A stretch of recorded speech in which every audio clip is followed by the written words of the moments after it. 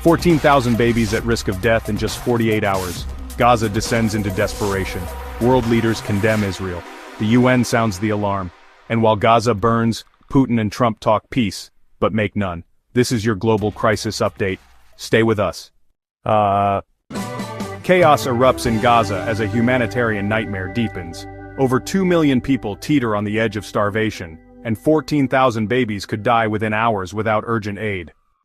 For months, Gaza has endured relentless blockades, airstrikes, and shortages of food, water, and medicine.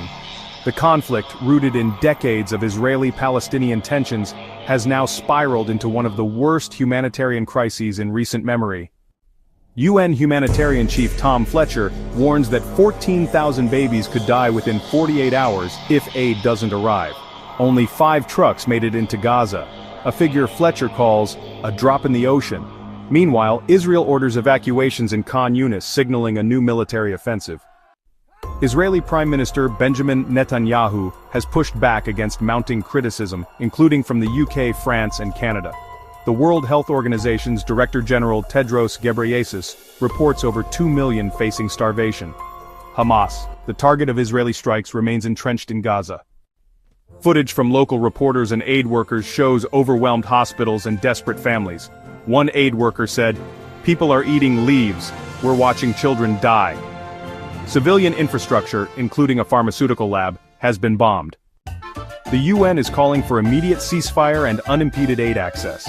Leaders from the United Kingdom, France, and Canada condemn Israel's actions as egregious and warn of joint action if the situation worsens.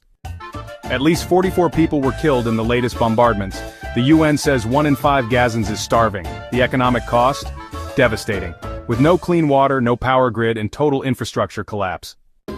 Netanyahu has allowed limited food shipments but refuses broader concessions. Tensions are escalating.